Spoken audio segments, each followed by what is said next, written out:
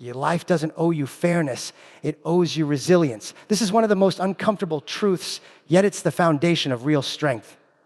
Too many people walk through life expecting fairness, expecting that if they work hard, play by the rules, and treat others well, the world will respond in kind. But fairness is a myth. Life is messy, unpredictable, and often brutally unfair. Bad things happen to good people. Plans get shattered without warning. Opportunities vanish. Doors close. And the people you trusted sometimes turn their backs. If you're waiting for life to be fair, you're waiting for a lie. Resilience is the only currency that truly pays off in this world. It's the ability to withstand the storms, to absorb the blows, and still stand tall.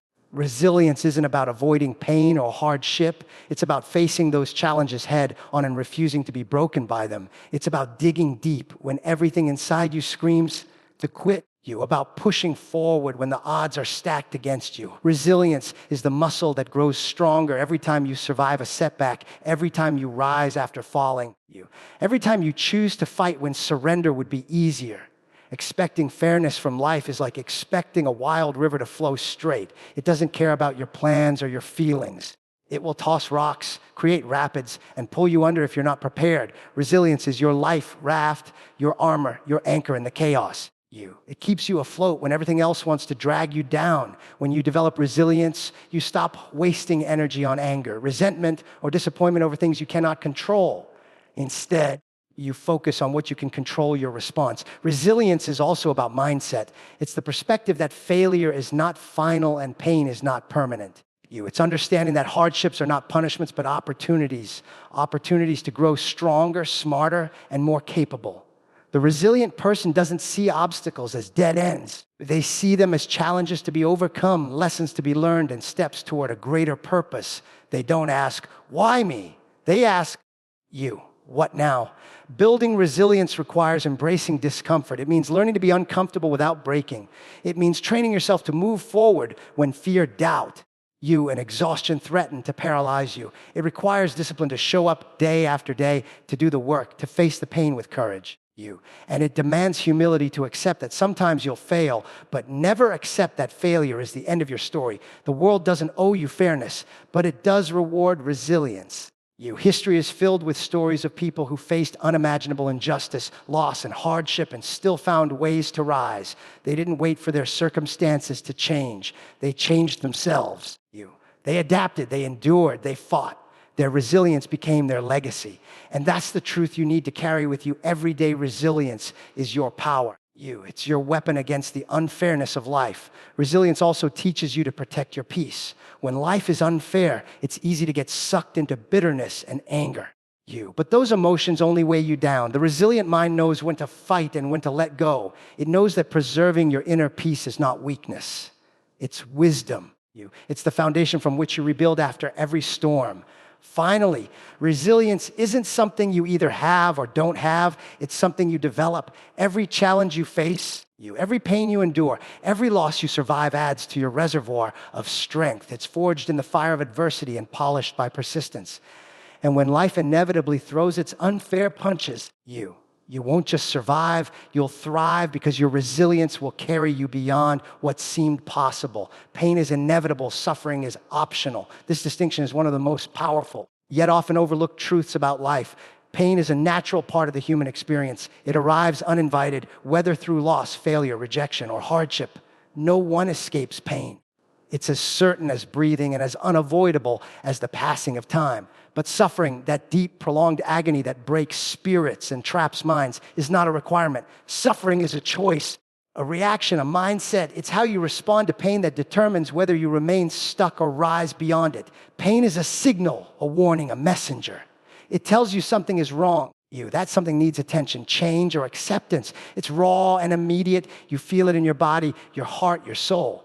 But pain itself is neutral. It's what comes next. The story you tell yourself about the pain that either empowers you or enslaves you. When pain hits, your first instinct might be to resist it, to deny it, or to drown it out. That resistance, that denial is where suffering begins because fighting pain only prolongs it. Resisting what creates tension, anxiety, and despair. Suffering feeds on that resistance. Choosing not to suffer doesn't mean ignoring pain or pretending it doesn't exist. It means accepting pain as part of the journey and refusing to let it define you. It means acknowledging the hurt, but not letting it consume your identity or your future. It means deciding that your story won't be one of victimhood, but of victory. This shift in perspective transforms pain from a prison into a pathway. It turns wounds into wisdom and scars into strength. Suffering is often sustained by the narratives we create in our minds. When you tell yourself, this pain will never end, or I'm broken beyond repair, you're feeding suffering. When you replay painful memories over and over, reliving the hurt and the injustice, you're choosing suffering. But when you interrupt those stories, when you challenge those thoughts, and when you reframe your experience, you begin to release suffering. You start to reclaim your power. You stop being a passive victim and become an active survivor. This doesn't happen overnight. It requires practice and discipline. It demands self-awareness to notice when you're slipping into suffering. It takes courage to face pain head on without running or hiding. Requires faith in yourself and in the process of healing and growth. And it calls for patience because change often comes slowly. But the reward is freedom. Freedom from the chains of prolonged suffering that keep you stuck in the past or paralyzed by fear. Choosing not to suffer also means embracing responsibility. It means recognizing that while you cannot control the pain that life throws at you, you can control your response. You have agency. You have choices. You can choose to learn from pain rather than be destroyed by it. You can choose to let pain deepen your empathy and resilience rather than harden you into bitterness and anger. You can choose to use pain as fuel for growth instead of fuel for despair. Suffering is a trap that keeps many people locked in cycles of negativity, depression, and helplessness. But pain, when accepted and processed, can be a powerful teacher. It strips away illusions and exposes what truly matters. It forces you to confront your limits and then push beyond them. It reveals your inner strength and capacity to endure. Pain, when met with courage and clarity, becomes a catalyst for transformation. The difference between pain and suffering lies in mindset. Pain is the storm. Suffering is the decision to stay in the storm without seeking shelter. Pain is the injury. Suffering is the refusal to heal. Pain is the loss. Suffering is the refusal to live fully again. Understanding this empowers you to navigate life's challenges with greater grace and resilience. It teaches you that suffering is not an inevitable outcome, but a choice you can reject every day. In the end, pain will come. That is certain. But suffering is optional. And when you make the conscious choice to accept pain without giving in to suffering, you take back control over your life. You reclaim your peace, your purpose, and your power. You prove that even in the darkest moments, you are still the author of your story, capable of writing new chapters filled with strength, hope, and victory. Not everyone who calls themselves family has your best interest at heart. This is a hard truth that many people struggle to accept because family is supposed to be a source of unconditional love, support, and trust. We grow up believing that blood ties guarantee loyalty and care. But the reality is more complicated. Family doesn't always equal safety or support. Sometimes family members can be the very people who hold you back, drain your energy, or even harm you emotionally, mentally, or physically. Family is a word loaded with expectation. We expect family to understand us, to protect us, to stand by us no matter what. But when those expectations aren't met, the hurt cuts deep because it feels like a betrayal of something sacred. The pain of realizing that someone who shares your bloodline doesn't have your best interest at heart is unique and profound. It challenges your sense of belonging and shakes your foundation.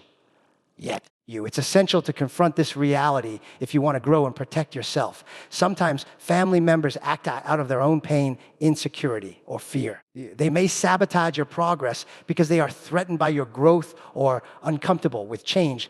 They might criticize, manipulate, or dismiss you under the guise of tough love or concern. This toxicity can come masked as advice or warnings, making it difficult to recognize until you've lost significant time and energy trying to prove your worth or meet their expectations. Recognizing that family can be a source of limitation rather than liberation is painful but liberating. Not having your best interest at heart doesn't always mean intentional harm. Sometimes it's neglect, indifference, or selfishness. A family member may consistently prioritize their own needs over yours, ignore your struggles, or fail to celebrate your successes. You. This lack of support can be as damaging as active hostility because it erodes your confidence and isolates you. When you realize that those closest to you don't always have your back, you have to learn how to build your own safety net. Protecting yourself from toxic family dynamics doesn't mean you stop caring or trying to heal relationships. It means setting boundaries to safeguard your mental and emotional well-being. It means refusing to allow anyone, even family, to dictate your self-worth or derail your dreams. It means recognizing when love becomes a weapon and when loyalty turns into a leash. True family support uplifts you. If it's tearing you down, it's not serving you. The hardest part is accepting that walking away or distancing yourself from family members who don't have your best interests in mind is not betrayal. It's survival. Sometimes choosing yourself means breaking ties with those you once called family. It's choosing peace over conflict, growth over stagnation, and self-respect over obligation. This decision is not easy and often comes with guilt and societal judgment, but it is necessary for your long-term well-being. Understanding that not everyone who calls themselves family has your best interest at heart also means redefining what family means to you. Family doesn't have to be limited to blood relations. It can be the people you choose, those who support, respect, and encourage you unconditionally. Building a chosen family of friends, mentors, and allies who genuinely care about your growth can replace or supplement biological family when they fall short. This realization shifts your focus from seeking validation from those who may never give it to investing in relationships that nurture and empower you. It teaches you to trust your instincts when something feels off, even if it's coming from a family member. It trains you to value your peace above pleasing others. It empowers you to create a life surrounded by people who truly want the best for you. In the end, the label family does not guarantee love, loyalty, or support. It is actions, not titles, that prove who truly has your best interest at heart. Recognizing this truth is not about cynicism or bitterness. It's about clarity and self-preservation. It's about freeing yourself from toxic ties so you can grow into the person you were meant to be, surrounded by those who lift you higher instead of holding you back. Demons don't always come as enemies. Sometimes they smile and say, "I care." This is one of the harshest truths about the people who enter our lives, especially those closest to us. With you, we expect demons to be obvious. The open critics, the blatant saboteurs, the people who make no secret of their ill intentions. But more often, the most dangerous demons wear masks of kindness and affection. They present themselves as friends, family members, or loved ones. They smile in your face, say the right words, and even offer help. Yet beneath that veneer lies a different agenda, one that feeds on your peace, your progress, and your potential. These demons are master manipulators because they hide in plain sight. They know the power of trust and use it against you. They say, "I care," not because they truly do, because it's the most effective way to control you. They cloak their criticism in concern, their jealousy in advice, and their interference in affection. Their smile is a weapon, their words are chains, and their presence is a prison disguised as a sanctuary. They know how to make you doubt your own perception so deeply that you question whether they're the problem or you are. The danger of these disguised demons is that they blur boundaries. They invade your mental space and manipulate your emotions with subtlety. They may constantly remind you of your flaws while pretending to help you improve. They may help by solving problems you didn't ask to have solved, undermining your independence. They may guilt you into loyalty or demand your time and energy, draining you slowly. Because they wear masks of care, you hesitate to set limits. You worry about hurting their feelings or causing conflict. You cling to the hope that one day they will genuinely care, despite the damage they cause. Understanding this dynamic is critical because it forces you to become vigilant. You must learn to read between the lines, to listen not just to the words, but to the intent behind them. True care uplifts and empowers. It respects boundaries and encourages growth. It makes you feel safe and seen. False care controls and diminishes. It makes you question yourself and diminishes your confidence. Recognizing the difference is not easy because these demons are skilled at blending love and manipulation until they look like the same thing. Spotting demons disguised as caretakers requires self-awareness and courage. It means paying attention to how you feel around certain people. Do you leave conversations feeling energized or drained? Do their words inspire you or confuse you? Are their concerns actually restrictions on your freedom? Do they celebrate your successes or subtly undermine them? The answers to these questions reveal the truth hidden behind the mask. And once you see it, you can no longer ignore it. The hardest part about dealing with these demons is breaking free from their influence without burning bridges you once valued. It requires setting firm boundaries, sometimes for the first time ever, and staying committed to them. It means saying no when they expect compliance and stepping back when they demand control. It demands that you prioritize your well-being over their approval. This process can be painful and lonely because it challenges your sense of loyalty and love. But it's necessary for your survival and growth. Remember, genuine care never feels like a cage. It never diminishes your light or your voice. Real care encourages you to soar, to make mistakes, and to become your fullest self. It stands beside you, not above you. It listens without judgment and supports without strings attached. When you encounter someone who smiles and says, "I care," but leaves you feeling trapped and certain or small, you are facing a demon, no matter how kind their words sound. The ultimate defense against these disguised demons is cultivating your own clarity and strength. Build your inner compass so firmly that no mask can deceive you for long. Trust your instincts. Honor your feelings and never settle for kindness that costs you your peace. Because demons who wear smiles are dangerous, but the power to see through them and protect yourself lies within you. Trust is earned by action, not granted by title or history. This is a truth many people overlook, often giving trust too freely based on familiar labels or past relationships rather than present behavior. Trust is not something you automatically receive because someone shares your last name because they've known you since childhood or because they hold a certain position.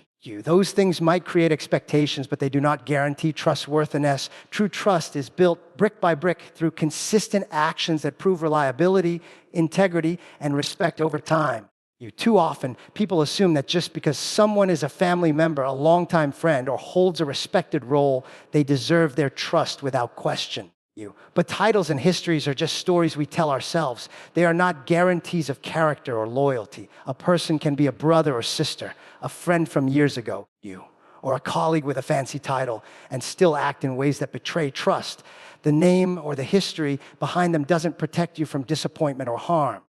Trust is earned anew in every interaction. Actions speak louder than words. A person who says, "I care about you," but consistently breaks promises, disrespects boundaries, or causes harm is not trustworthy, no matter what their relationship to you is. Conversely, someone who might not have a long history with you, but shows up reliably, supports you, and respects your boundaries, earns trust through their deeds. Trust is about what people do when no one is watching, not what they say when they want to impress. Earning trust requires consistency. It's not a one-time event, but a pattern of behavior repeated over days, weeks, and months. It's showing up when it counts, honoring commitments, and being honest even when the truth is hard. It's the small things, returning a call, being on time, keeping confidences that add up to a foundation strong enough to support deeper connection and reliance. Without consistent action, trust is fragile and easily broken. History can be misleading. People change, circumstances shift, and past behavior does not always predict future actions. Someone who was trustworthy years ago may no longer be trustworthy today. Conversely, someone who made mistakes in the past can rebuild and regain trust by demonstrating growth and accountability. Holding on to outdated assumptions about trust based on history leaves you vulnerable to betrayal or disappointment. It requires vigilance to continually assess whether someone's current actions align with the trust you place in them. Trust also involves vulnerability. When you trust someone, you open yourself to the possibility of hurt. That's why it's critical to be cautious about who you trust and how much. Blindly granting trust based on a title or history without observing current actions sets you up for pain.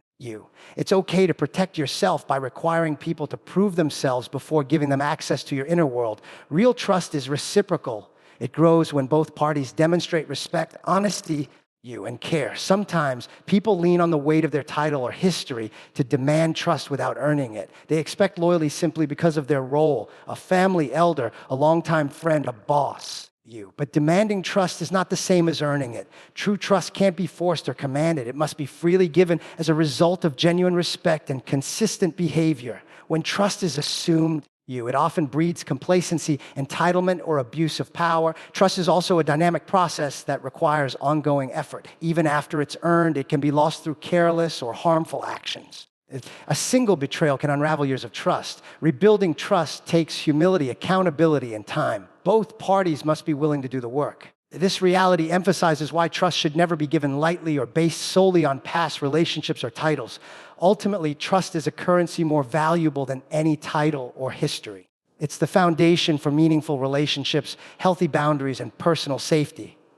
When you understand that trust must be earned by action, you protect yourself from illusions and empower yourself to build authentic connections. You learn to value integrity over appearances, deeds over words, and proof over promises. This mindset transforms how you engage with the people in your life and guards your heart against needless pain.